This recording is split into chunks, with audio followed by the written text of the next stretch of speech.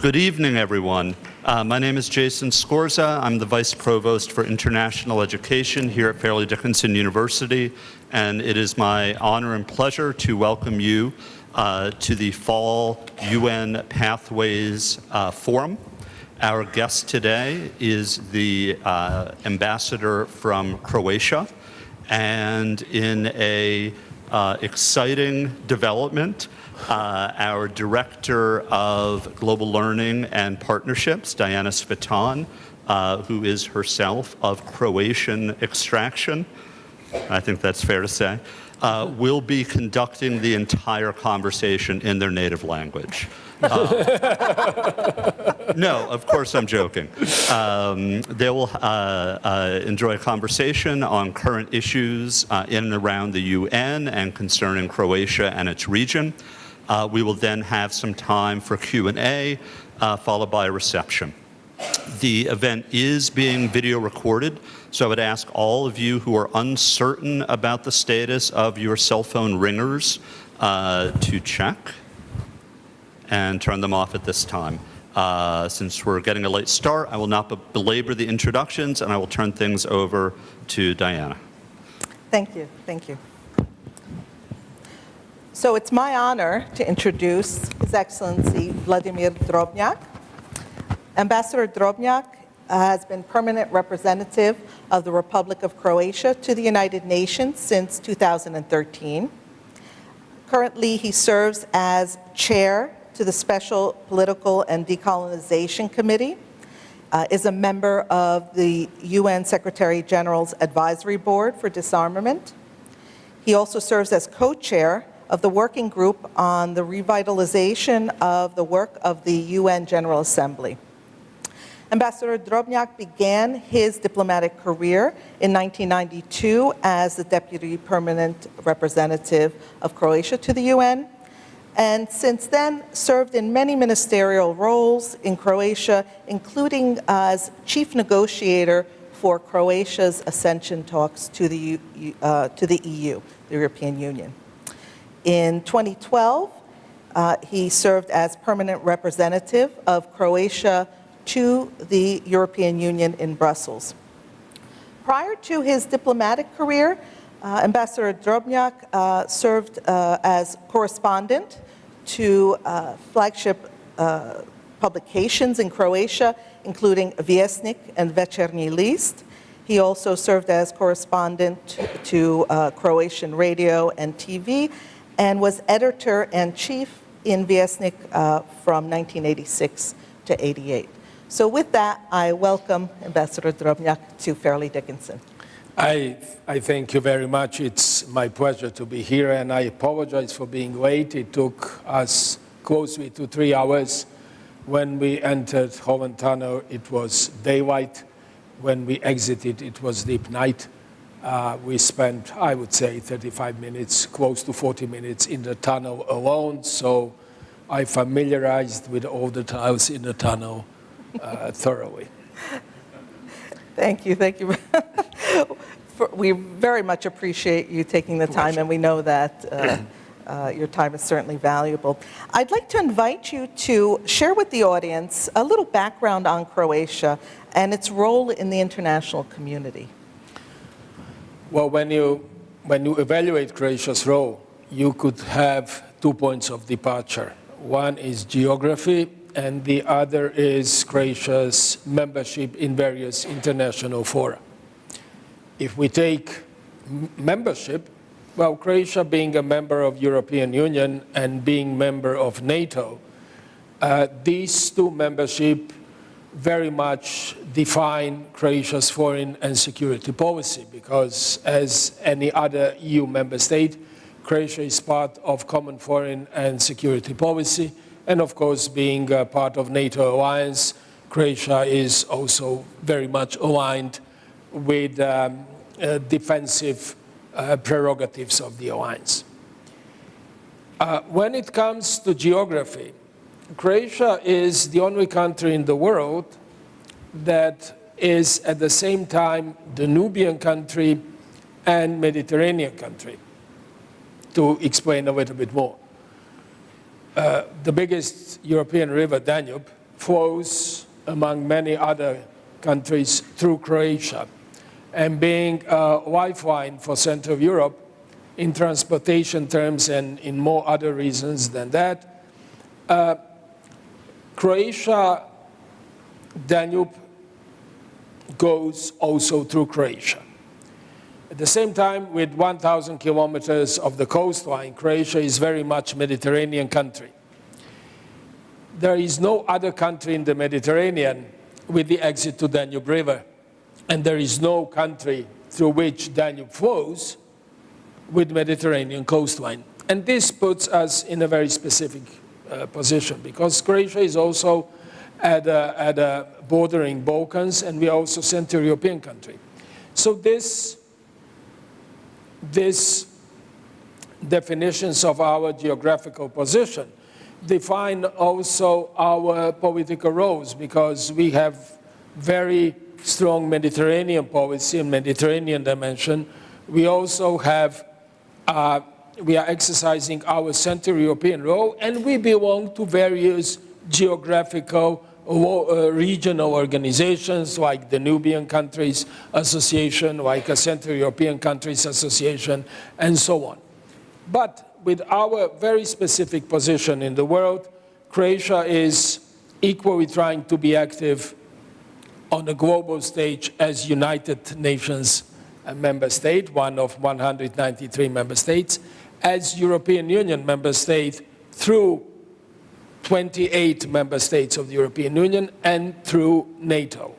Only 22 countries in the world can claim at the same time to be members of NATO and members of the European Union. So we take a lot of pride, but also a lot of strategic importance in the fact that we are part of this small 22 elite club. And also, one thing that defines Croatia as well is tourism, because tourism is flagship of our industry. Croatia is registering steady growth of GDP. 3.3 is the latest result, which is very good. But Croatia is becoming more and more known throughout the world through tourism. When I was here as a journalist in late 80s, in early 90s, and when the war in the area of former Yugoslavia started, whenever someone asked me where I'm coming from, and I said I'm from Croatia, the only comment was, well, are you coming from the war zone, and is everything all right with you guys out there? But no one knew much about Croatia. Today, when I say that I'm coming from Croatia, there are only two replies. Either I've been there and it's beautiful, or I haven't been there yet, but I gotta go because it's beautiful. And my answer is always the same: yes, it is really beautiful. Well, I can't argue with that.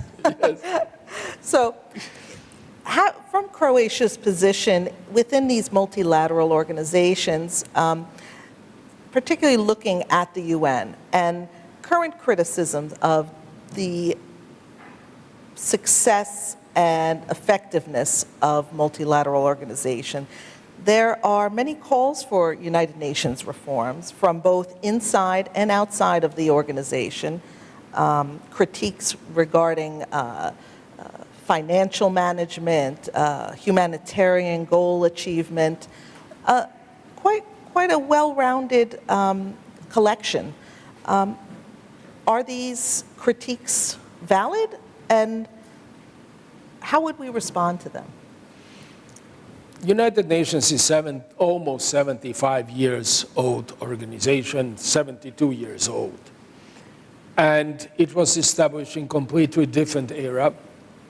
And after 7 decades is operating largely on the same rules under which UN had been established. And by the way, the founding father of the United Nations is Franklin Roosevelt, and United Nations is primarily the product of his vision. When you evaluate performance of the United Nations, two things one has to have in mind. One is the rules of engagement, if you will, and the other is operational scope of the organization. When it comes to rules of the organization, the rules are the UN Charter. UN Charter that has been signed in San Francisco in 1945. And in 72 years, it has been amended or changed, if you will, only twice. In the 60s, to enlarge Security Council from 12 to 15 member states, and in the 70s, to enlarge ECOSOC, Economic and Social Council. And of course, the world has changed profoundly in 72 years. In geopolitical terms, in technological terms, today, the global world and countries individually are facing threats that were unimaginable 72 years ago, from non-state actors and terrorism all the way to artificial intelligence, cyber, etc.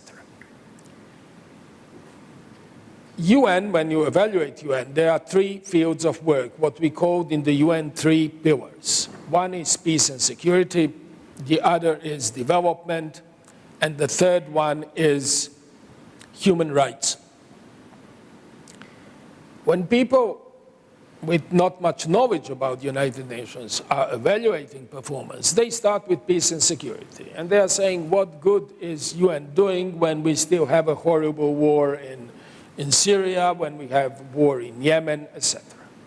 So if you take just this as criteria of success, then you could say, well, there is a lot of room for improvement. But keep in mind that the same United Nations produced far-reaching document called Agenda 2030, something that sounds very bureaucratic, but it's a blueprint for the well-being of mankind for next 15 years. There are 17 goals set in this Agenda 2030, and they are carefully designed to be the view to, if they will all be implemented by 2030, then the world will be much better place. From eliminating hunger, eliminating disease, dealing with the problems of water, of environment, etc., education, you name it. Everything is comprised in 2030 agenda. There are 17 goals.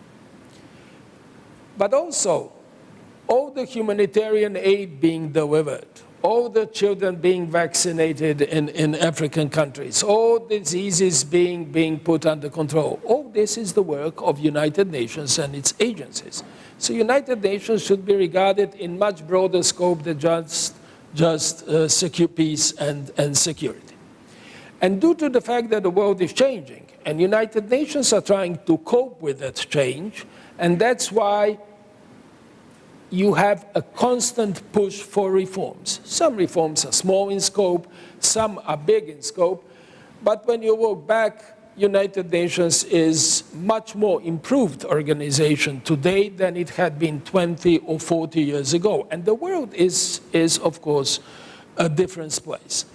The bottom line is that United Nations, they have to keep evolving, and I think the word is evolution when we are talking in improvement, and the United Nations are growing up together with the global world and the mankind. But it's never-ending story. There are two basic rules. One, no one can claim to know everything about United Nations and its rules because it's a very complex, thick organism. And the other rule is the job is never done. Never. Indeed. You mentioned the Agenda for 2030 Yes. and the Sustainable Development Goals. Yes. So some of the critique revolve around the goals and whether they're really achievable, whether the basis upon which they're measured is truly sustainable in itself. The reliance on GDP, for example, as a marker is one critique. What are your thoughts on that? And more fundamentally, how the United Nations is continuing to achieve its objectives for which it was created? When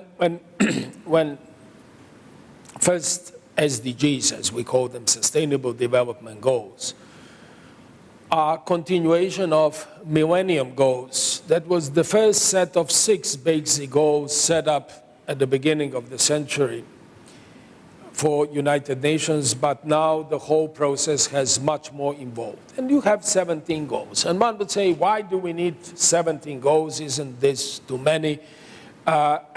Frankly, it's not easy and simple material to read and study. It's a very complex issue. But when 193 member states were negotiating Sustainable Development Agenda and trying to come up together with a consolidated set of measures how to improve the well-being of men and for the next 15, 20 years, the problem was that what is problem for one country is of no concern to the other and vice versa. Let me give you the example. If you were living on Maldives or Kiribati, which is also known as Gilbert Islands, you have only one concern, and this is rising of the sea level, because these 2 countries are at the verge of extinction in case the sea will continue to rise. Because the highest point of Kiribati, which is island in the Pacific, for those who are familiar with military history, it's known for Tarawa Marine landing in 1943. The highest point of the island is 2 meters above the sea level. So, climate change and rising of the sea level for small islands is issue of paramount importance, which cannot be said for landlocked countries of Central Asia. If you were in Nepal or Bhutan, rising of the sea level is the least of your problems, because your capital is at 1,500 meters. But you have completely different problems. So now the problem is that you can't have a universal blueprint that can be put on a single page of paper for all 193 member states. You need tailor-made solutions for various situations. So that's why Sustainable Development Goals are so complex. Another thing that has to be always contemplated when evaluating the importance of Sustainable Development Goals is that investment in development is also investment in peace. And more, the knowledge, the awareness is prevailing of the fact that 3 pillars of the United Nations are interdependent. And peace and security cannot be sustained without good development and economy and without human rights, and the other way around. So they are enforcing each other, but they could also, lack of them could undermine each other. So that's why Sustainable Development Goals are much more than just development. They are investment in a better future. Today, someone calculated that, I've learned this data today, that for full implementation of Sustainable Development Goals, $45 trillion are required, which is a tremendous amount of money. But it's basically 4% of the world's GDP. And not to bother with the details, it's a very users-unfriendly topic. But what now people in UN are trying to see is how private capital can also be mobilized and how financing of development could be turned from direct financial aid by developed member states like United States or Croatia into much more creative endeavor where private sector and private fundings, you have huge amount of money in pension funds or equity funds, how this money can be used for development, but not in a charity kind of way, but in rather productive and investment-oriented kind of way. But Sustainable Development Goals, in spite of all its flaws, they were adopted by consensus, and they are a result of many years of careful studying. And while not being perfect, I think they are the best way to go forward. So now, for the number one reform question, will the makeup of the Security Council ever change?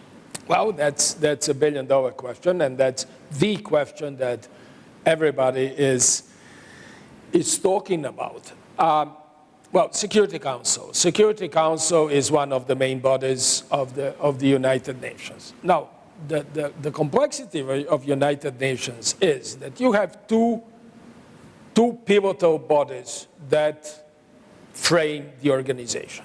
One is General Assembly, the other is Security Council. And there is a profound difference between them, because General Assembly has universal membership. All member states of United Nations are members of General Assembly that operates under most democratic rule you can imagine. One country, one vote, which means that the vote of China is equally valid as the vote of Croatia or Monaco or Andorra. It has equal value.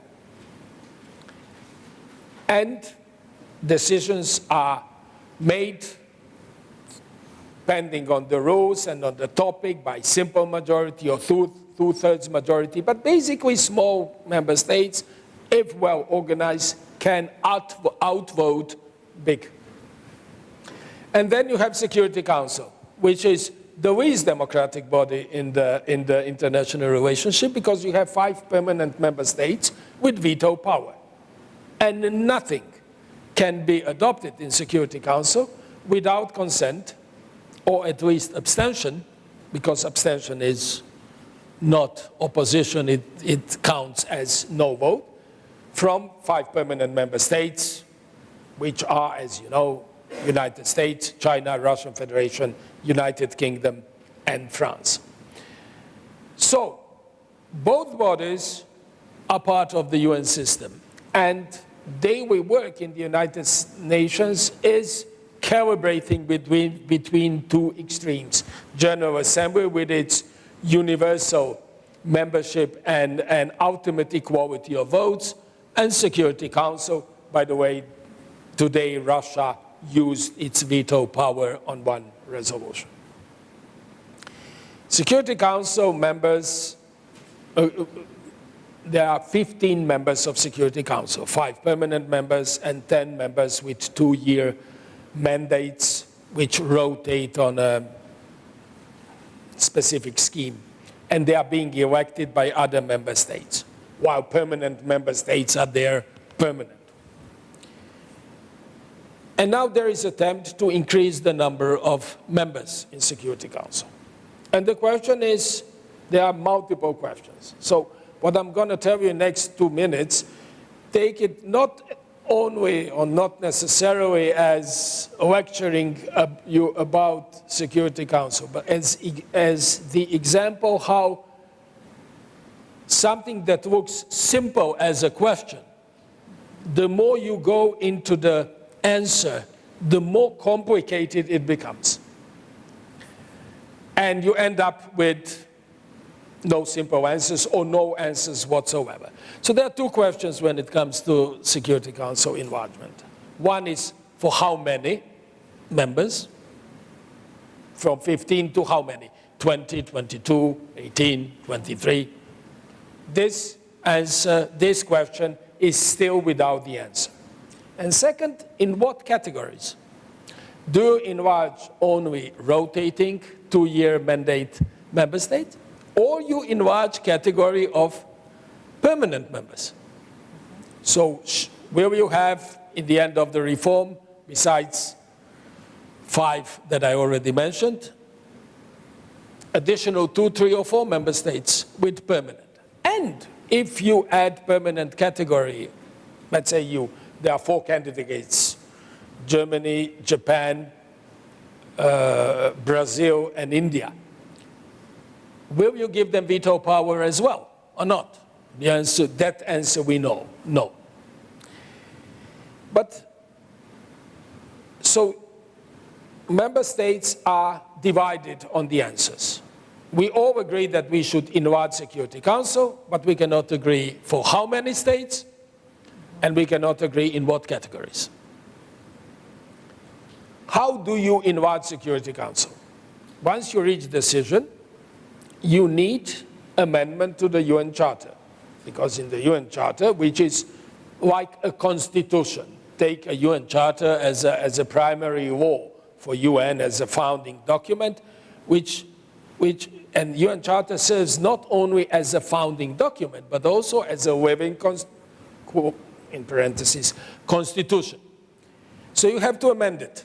So you have to amend the article of the United Nations Charter that is stipulating that you have 15 members of Security Council to whatever number we agree upon. And amending the UN Charter is very difficult business, because to make UN Charter, to activate amendment to UN Charter, you need 2/3 of all member states to ratify this amendment, 2/3, including all permanent five. Which means that, let's say France, if France is not ready to ratify UN Charter, amended Charter will not come into effect.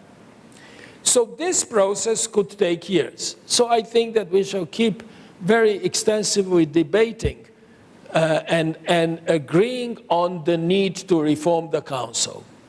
But how and when, I don't think there is a soul who's ready to take a bet on that.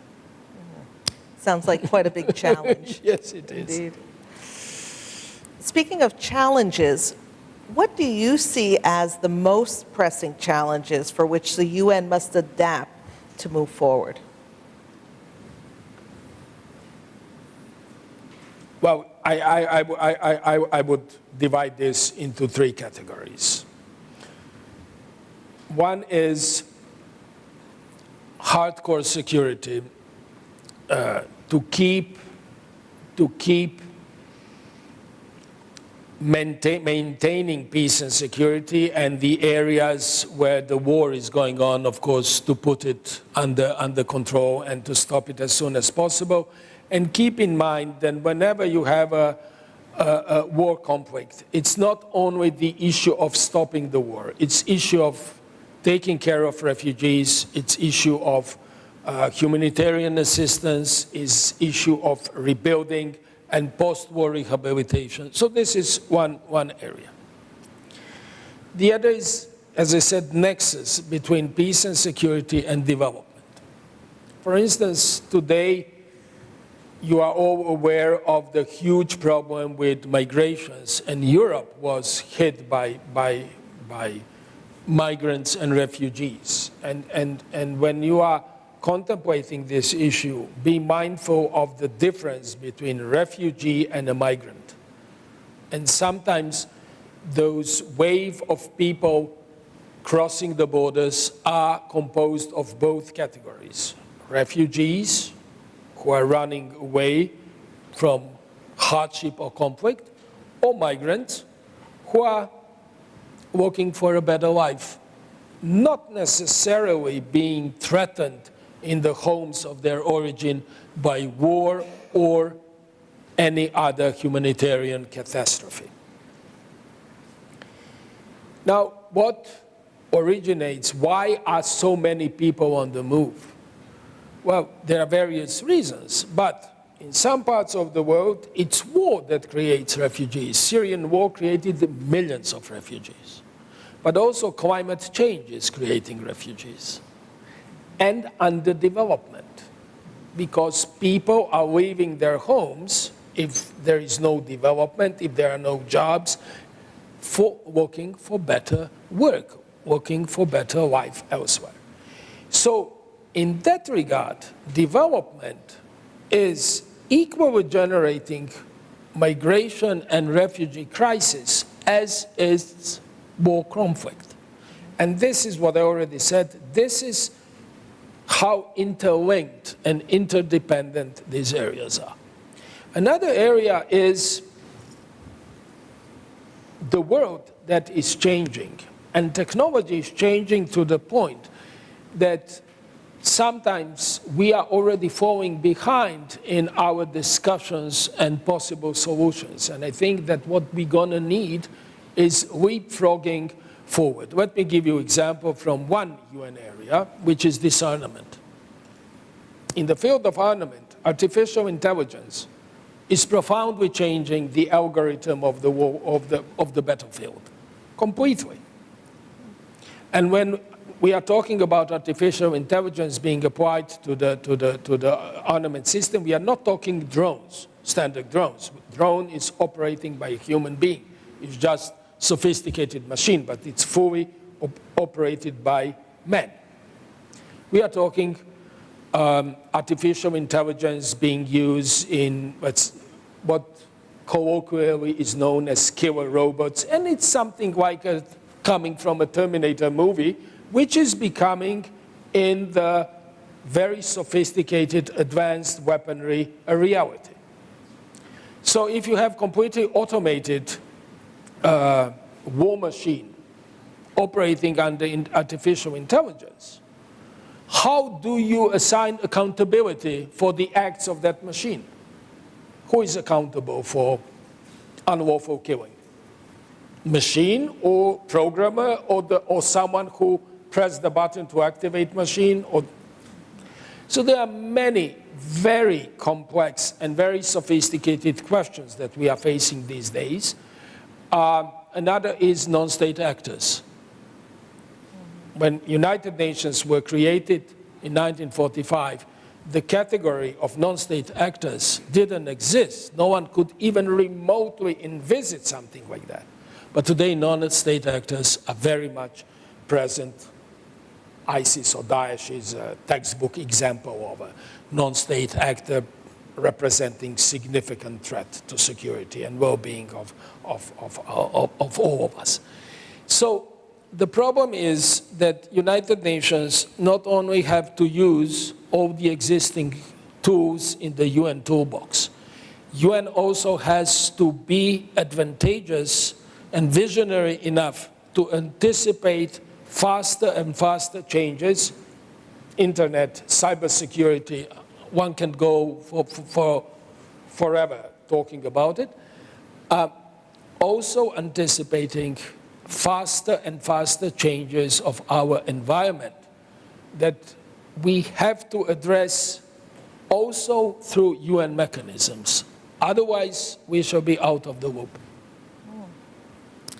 So some serious issues for consideration. And I'd like to go back to the issue of migration, because that strikes me as something that really falls into those three pillars: the peace and security, development, and human rights.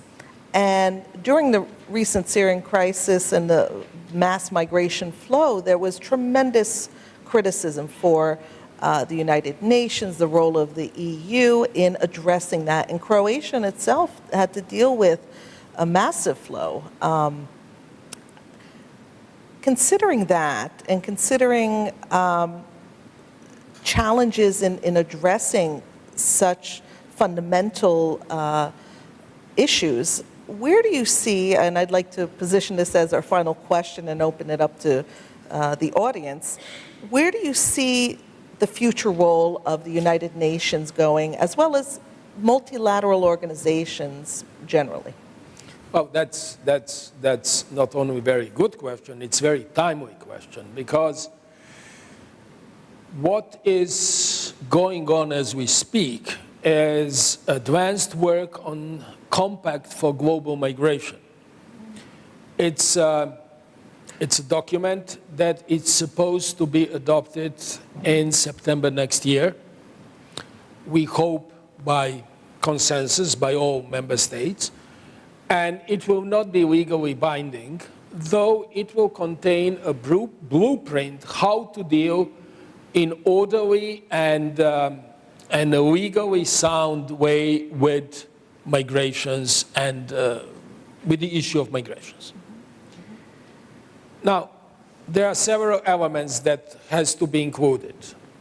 Right of migrants for their human rights and all basic rights to be fully protected. Rights of all member states to maintain their security and not let their borders be violated without their consent. Or better say, crossed without their consent. In which case, if they are crossed without their consent, then they are violated. So it's a very complex issue. Migrations are much more than just movement of people. There are some calculations that contain evidence that migrants also represent economic force. And they also contribute to the GDP of the country where they decide to go. At the same time, so many migrants are added value to the economy of a given country. At the same time, there are situations when they represent a significant burden. Then there is issue of security, because in those rivers of people, there are some who try to misuse the people's misery and, of course, enter the country not with migrant-related reasons, but with security-threatening reasons. So how you combine, how you protect migrants and their rights on one hand, and security and well-being and stability of all countries. Sometimes you cannot shut down migration flows. People have been on the move since the dawn of the mankind.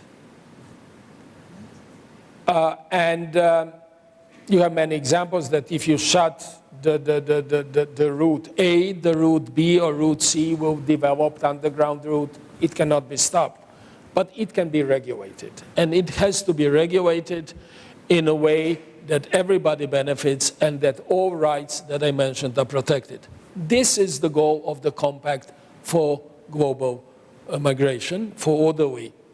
The process has to be legally regulated, has to be orderly, and has to be mutually beneficial.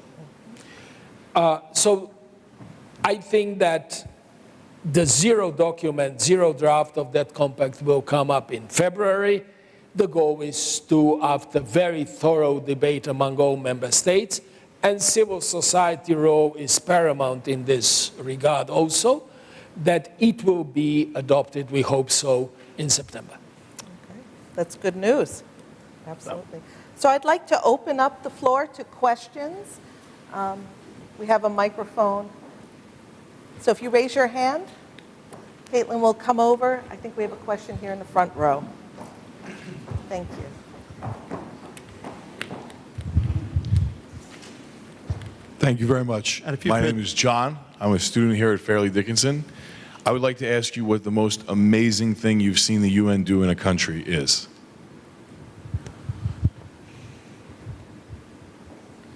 The most amazing thing I've seen was when Pope Francis last year came to deliver a speech in the General Assembly.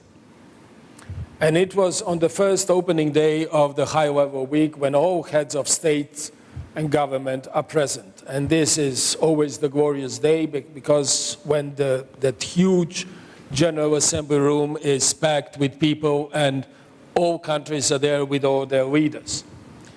And due to security reasons, everybody was requested to sit 15 minutes in advance. And I've never seen a room packed with heads of state and government, patiently waiting, sitting in their seats and waiting for 15 minutes. You had at least 100 presidents and prime ministers in that room waiting for the Pope Francis to come. And by the way, he was late not because he was stuck in Holland Tunnel, Dicky definitely wasn't, nor due to he had other things to do, but it was deliberately arranged due to security reasons. So that was the most amazing thing I've seen. Very nice. Next question, please. The young fellow in the front row. I'm Chris, also a Fairleigh Dickinson student. A lot of Eastern Bloc countries have had a pretty turbulent relationship, Croatia and Serbia among them. I just was curious if you had any key points or insight into how to mend or create a relationship between two countries with a history of conflict. Well, you know, the most standard phrase is that you can divorce from your wife, but you cannot divorce from your neighbor because the neighbor stays stuck with you with a border, with a joint border.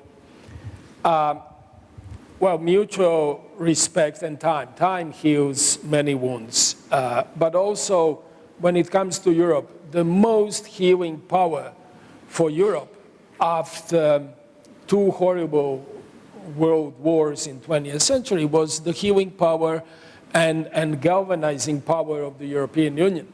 Because European Union was created not only to bring economies together to create a foreign market, common market. European Union is the biggest common market in the world, and well-being. It was created also to prevent new wars in Europe. And once European Union was created, and there is no coincidence that European Union was awarded with the Nobel Peace Prize. Once European Union was created, no wars occurred on the ground where France and Germany fought for centuries. So with expansion of the European Union, this zone of security and permanent peace is expanding. Croatia is part of it. We hope that Serbia will join in a couple of years. And this is also building confidence, but also European Union is a wonderful project that is expanding a zone of peace and well-being, and that's what we see. And also you need confidence, you need time, and you need to talk even on the issues that you disagree. You know, we diplomats, we use a phrase that is more than a phrase. It's important sometimes to agree to disagree. The handsome young fellow halfway through in the aisle. Thank you. Hvala puno. Thank you for your discussion. I wanted to say first that I'm in the first category. I have been to Croatia many times, and it is Here we go. a lovely country. So you can put me in your first column. I actually want to follow up on the question about your response about the European Union and Europe more generally. And it seems ironic, perhaps almost tragic in some sense, I'll phrase it somewhat strongly, that Croatia rejoins Europe, the institutions of Europe, precisely at the moment when those institutions, or those values anyway, seem to be under threat from two sources. One is the very explicit, self-stated illiberal model of Orban Viktor in Hungary, but also you can see it in Erdogan in Turkey and in Poland as well. And then secondly, from the rise of right-wing populist parties, most recently in Germany and Austria. And so my question to you is, do you feel that the club that you are now joining and becoming a contributing member to is in fact not the club you originally thought you might have signed up for? Thank you. Well, we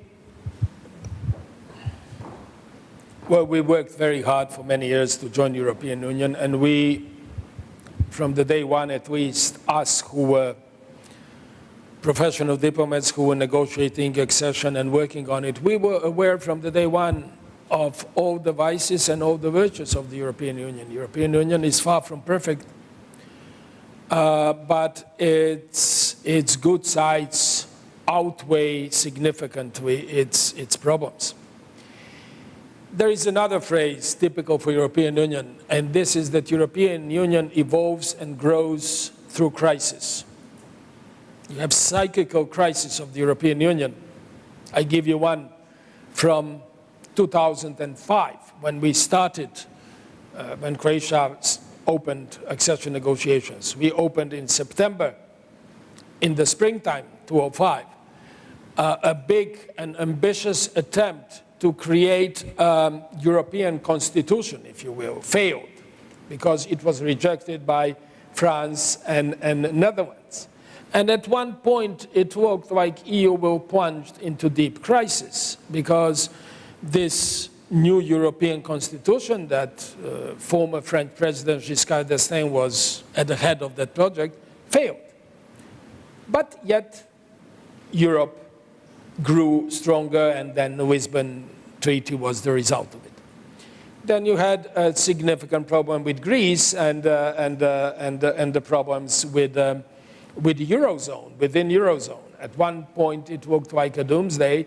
Now, knock on wood, European economy is registering very good numbers. Then you have Brexit. United Kingdom deciding to leave. And now it seems to be much more difficult idea to execute and much more costly than originally worked upon. European Union being some of its 28 parts,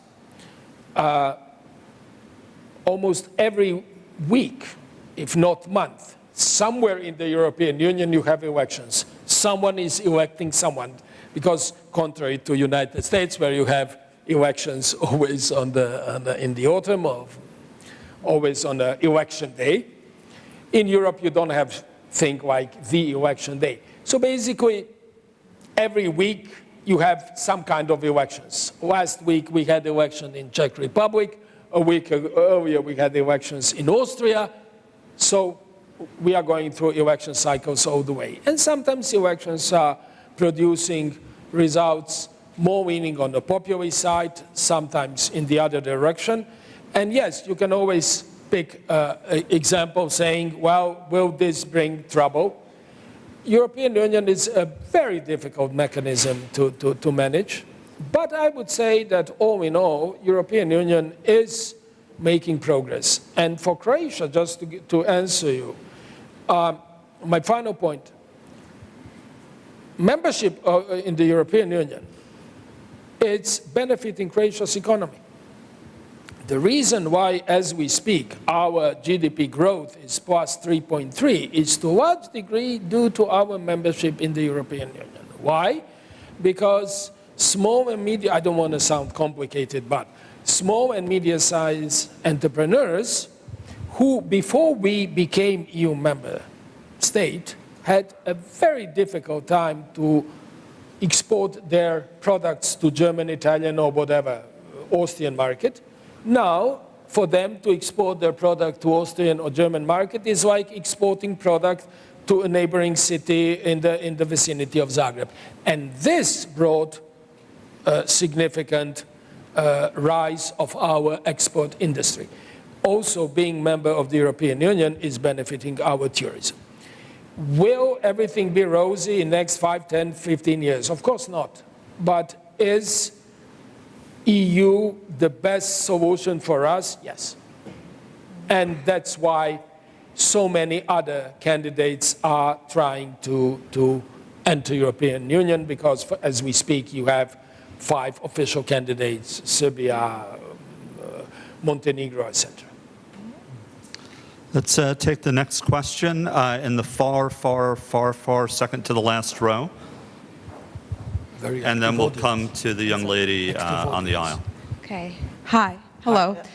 So my question is, if you can comment or maybe explain, or what you think about it, why you think Europe is turning such to the right now.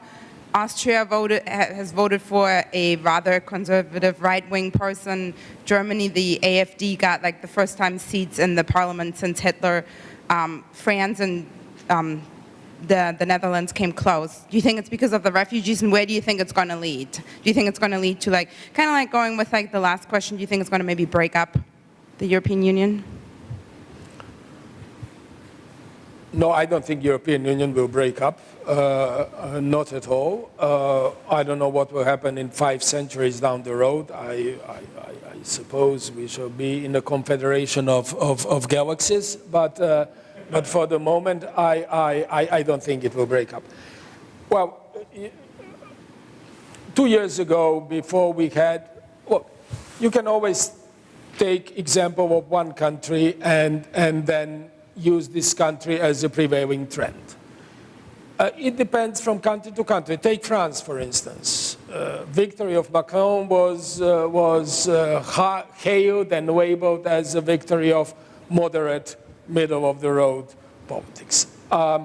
Germany, well, yes, you're right, but also the party you pointed out came out third, not second, and still Chancellor Merkel carried the day. It goes without saying that a huge migration wave played a role in the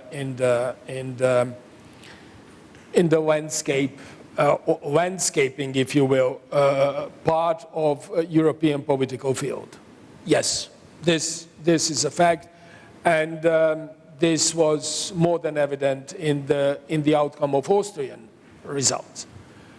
But again, as I said, I think that in 28 countries, member states, you always have cycluses, and you can always cherry pick one or two to make your point, and I can counter your point with cherry picking other examples, like Macron, for instance. Also, keep in mind that the political pendulum is always swinging from one side to the other, and this pendulum is swinging slowly, but it never stops. So what was today, what is in direction of whatever, left or right, in a year, 2 or 3 will be in the other direction, and vice versa. If you take 10-year trends or 15-year trends, pick up any country in the world, and you will see the pendulum swinging, including this country. So I think that when evaluating and contemplating the future of the European Union, though every single example matters, because every single member state of the European Union matters, I think one has to look a bigger picture and take EU as a sum of all its parts, not the other way around. Very good. Next question. And please do introduce yourself. My name's Jess. I'm a student here at FDU. I'm just wondering, I'm going to steer away from the EU and more towards the UN. Just wondering, in a framework that was set up so far in the past, how important do you think revitalization is in the UN now? Like getting people more involved in it and more aware of these SDGs that we have that you're working towards. I didn't get that. Yeah. Could you hold the microphone a bit closer? Yes. Is that better? Yes, that's good. Okay. Good. Sorry. I'm just wondering how important revitalization is to the UN now, because it was set up in its framework so far in the past that the world was so different then. How important do you think it is to bring a new life to the UN today? And if I could tag on to that question, Please. I'm always intrigued by the role SDG 17, partnership. And I wonder if that connects and if that's part of the revitalization concept.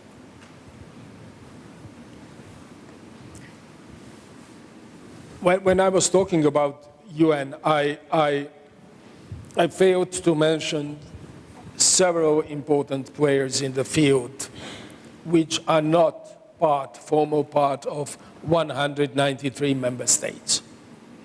One is civil society. The other is private sector. And a huge network of NGOs. And they are also changing, not only they are enriching the narrative we operate within, and they are providing us with additional angles. Let me give you one very small example.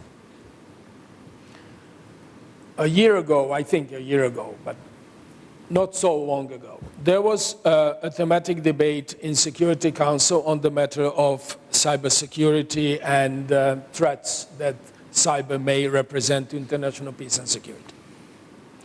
And one of the introductory speakers was representative from the private sector, from one big high-tech company.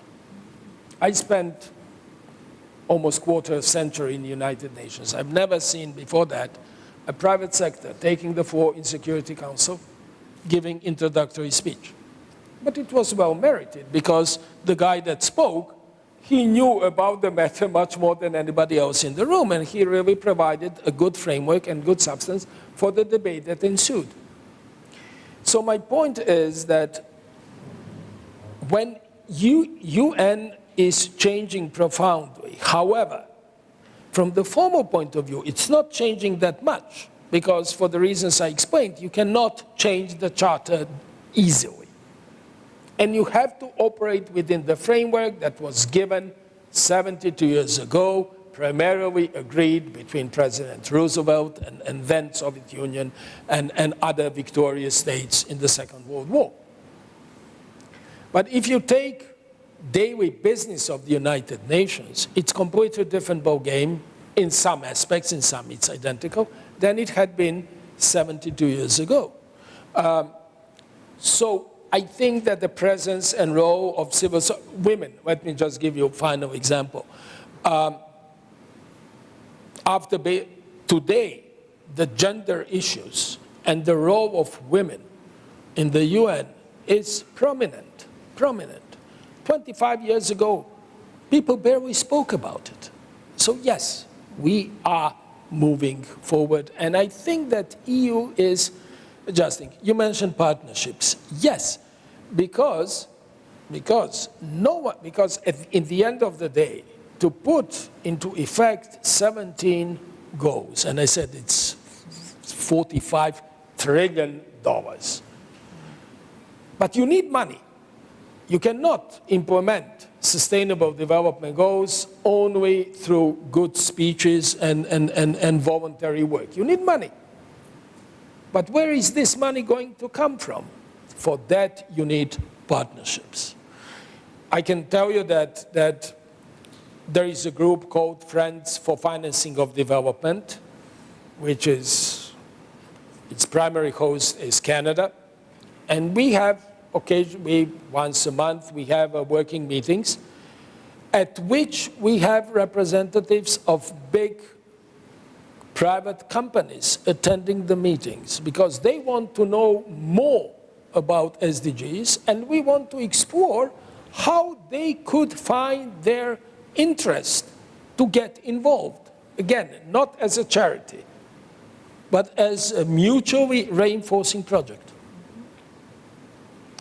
We have time for perhaps 2 more short questions or 1 long, complicated question. So how do you want to play it? 2 short ones?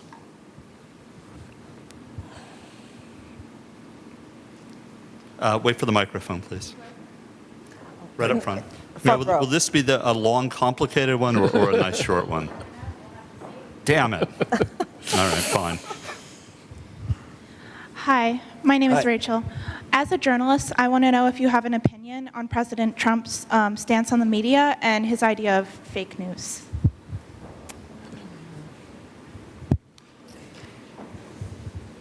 You're free to address the question in a general way. You know that as UN ambassador, I cannot comment a question like that. It would be unprofessional from my side.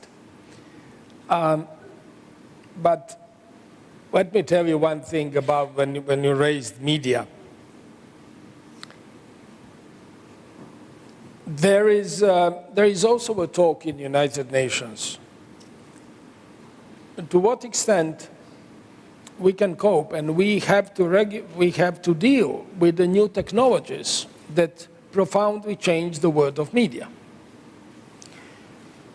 I was correspondent here from United States in 1988, and my report, which was, let's say, 3-page report, traveled around 30 minutes across the ocean. When I wrote my report, it was 1988, when there was something called transprinter, and when I had to send this report, the other option was, to dictate over the phone, but it took 30 minutes. Today, it took millisecond, I don't know how, click of the button. There was no internet. When we are talking about Croatia's history. When I'm from the first generation of Croatian diplomats, and we were working first to gain Croatia's independence and to put Croatia on the world map. And my young colleague today can hardly believe that this was done without internet and cell phones. There were no cell phones then and no internet.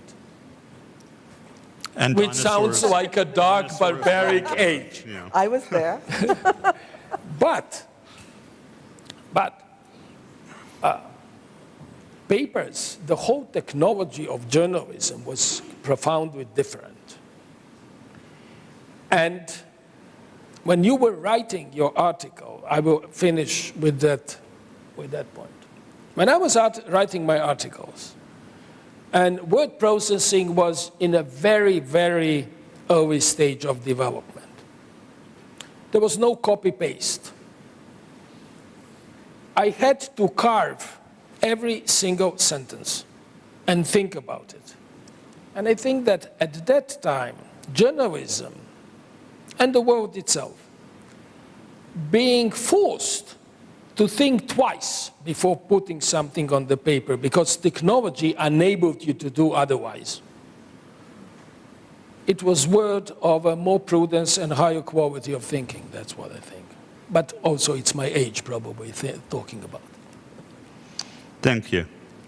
I'm going to take the unforgivable privilege of asking a question of my own, following up on the question about journalism. And this question is about the image of the United Nations and how the UN manages or fails to manage its image publicly. Increasingly, those on the left have a negative image of the UN because they feel it's not doing enough, whether it's in Myanmar or in some other part of the world. On the right, there's a tendency to have a negative image of the UN because they think it's doing too much. It's interfering in national sovereignty, it's world government, and we're all going to die, and it's the UN's fault. How does an institution that is neither recklessly negligent nor oppressively intrusive manage its image more effectively? Thoughts on that subject? That's an excellent question. Really good one. I've never been asked such a question. Come back next week, we'll ask it again. No, it's excellent. Well, but let me make three short points. One, United Nations is a huge organism. It's a juggernaut, and it's difficult to steer. It's difficult to understand. And again, which brings me to cherry picking. If you take as a symbol or evidence of UN efficiency a long 5-hour meeting of the General Assembly where country after country is repeating basically the same message, then the image will not be nice. If you take a blue helmets in the middle of nowhere, saving children from burning house, or UN convoy delivering humanitarian aid through minefield, well, then it's a glorious picture and glorious metaphor. So it depends on the angle you take. UN has increased transparency significantly. All the meetings now are on the websites, and basically you can log on UN web page, and you can follow almost every official meeting easily on the web, which I think builds into good image. But there are boring meetings, there are excellent meetings. UN Department for Information is working round the clock to put everything on a website, but then you have so many data. The problem is that many good stories coming from UN are not sexy stories that would reach the front page. And that's the problem. The value of United Nations is a type of organization whose value shines when situation gets really bad. Again, humanitarian convoy, they were very gay through minefield. You don't want this to happen. But when this, unfortunately, happens, then UN looks good.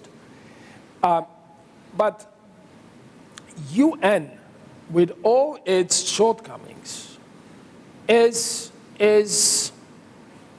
cannot be replaced with anything else. And now imagine, let's suppose for the moment there is no United Nations. Now imagine how difficult... We wouldn't be here tonight. Yeah, no. How difficult would it be to establish United Nations today? Almost mission impossible. But, you know, I think it's good.